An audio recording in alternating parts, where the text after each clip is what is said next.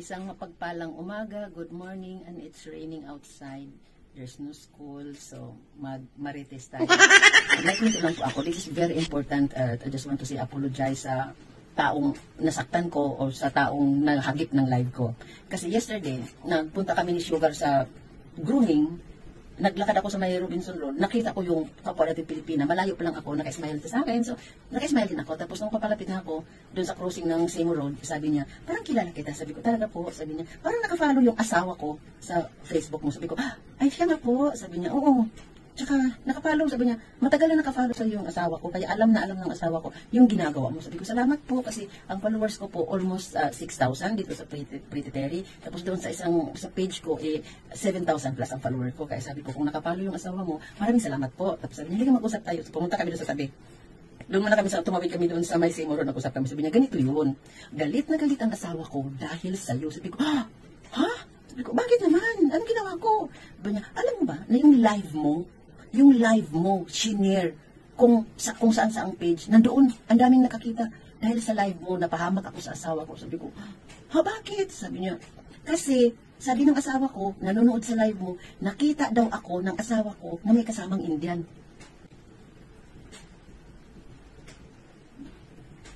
Di nga. Alam, sabi ko na, sorry naman. Yung live ko po, mahilig po talaga ako mag-live. Kahit sa YouTube, mag-live ako. Kahit pag alam ko kung pupunta ko sa isang lugar na alam ko ang lugar ay special na yun, magla-live ako. Bakit? Gusto ko kasing i-share sa mga followers ko ang ganda ng lugar. Like, hindi naman po lahat ng followers ko, 95% ng followers ko, hindi marating ang narating ko. Kaya nagla-live ako. Kasi maganda kasi pag-live. Bakit? Parang tunay na nandoon ka, hindi edited. It's organic. It's legit. It's organic. Pag nag-live ako, yun talaga yung kulay ng kapaligiran. Yun yung nangyayari sa kapaligiran. Legit, organic, walang edited. So, gusto ko mag-live. So, nung time na yun, nag-live ako. Sabi ko, kailan yung live ko na nandoon ka? Kailan yung live ko na nahagip ka, na may kasamang Indian? Kailan? Sabi niya, 2020 ate, sa beach. Sabi ko, sabi niya, sa Saikong. Siya mismo nagsabi sa akin, sa Saikong daw. Nahagip ko daw sila na may kasama. Nahagip. Sabi ko, sabi niya, sa Saikong.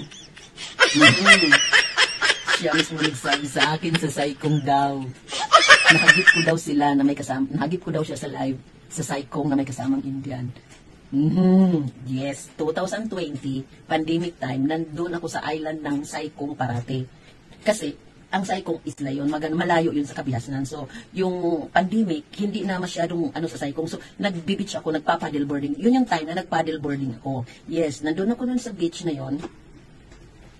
Andun ako sa beach na yun, nagla-live ako. Pag nandun ako sa beach, pag may ganap ako ng paddleboarding, nagla-live po talaga ako. Yung tripod ko po, nilalagay ko dito sa gilid ko. Yung tripod ko, nilalagay ko sa gilid ko. Tapos nilalagay ko yung cellphone ko doon. Naka-live po talaga ako sa Facebook.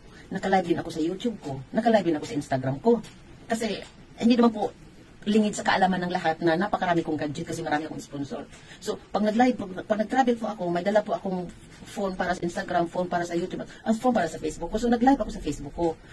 Nilalagay ko lang doon. So, yung mga dumadaan, yung mga nangyayari doon sa beach, makuhanan talaga.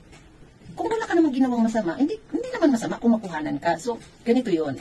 Ang sabi niya sa akin, ate, nagalit sa akin yung asawa ko. Galit na galit sa akin ang asawa ko dahil nandoon daw ako sa live mo. May kasama daw akong Indian. Nakita daw ako. Sabi ko, halabi, sorry.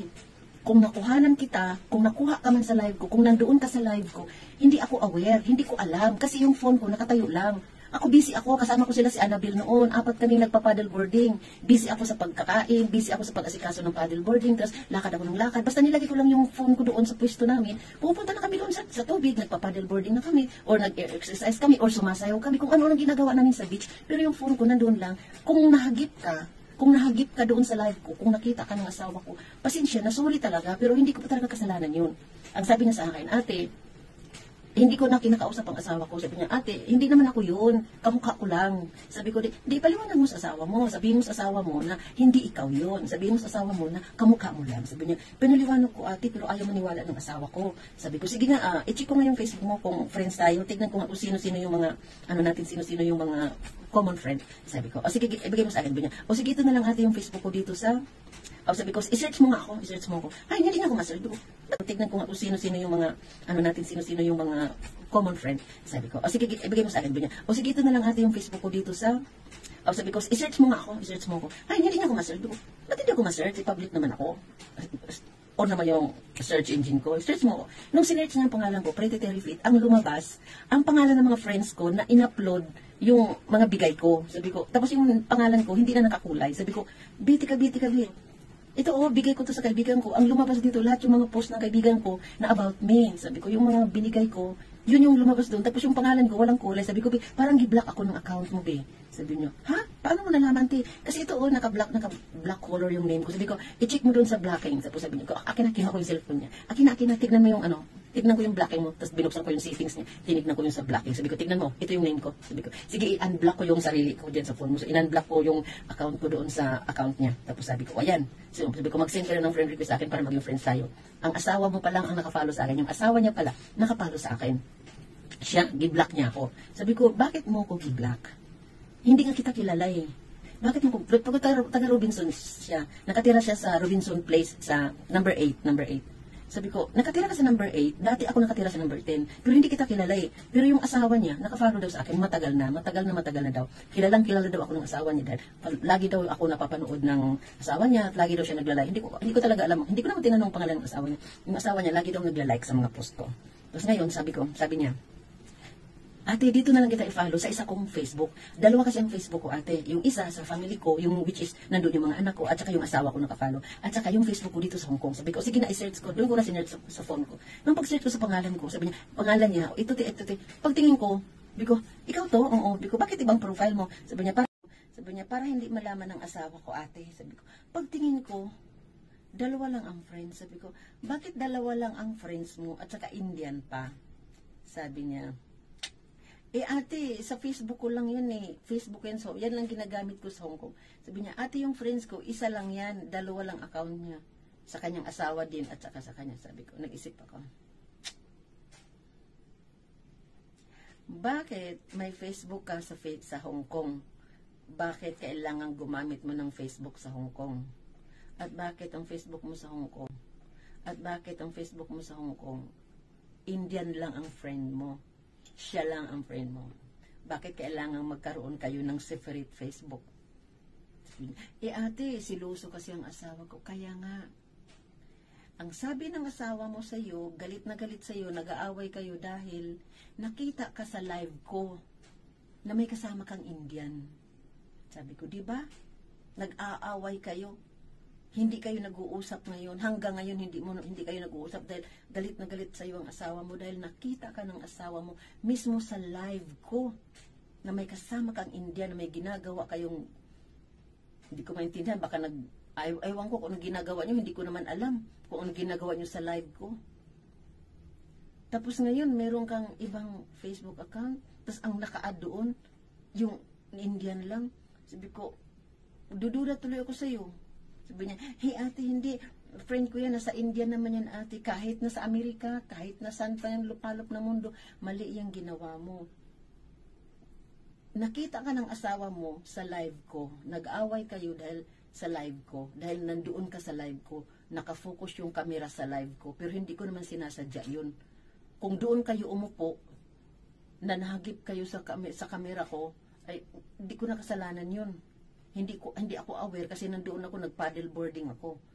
Sabi ko sa kanya. Pero ang paggawa mo ng isa pang account, tapos Indian, yung lalaking ito, ang friend mo, dalawa lang, yun lang, sabi ko, maling-mali yan. Parang masabi ko tuloy na parang may ginagawa ka nga masama.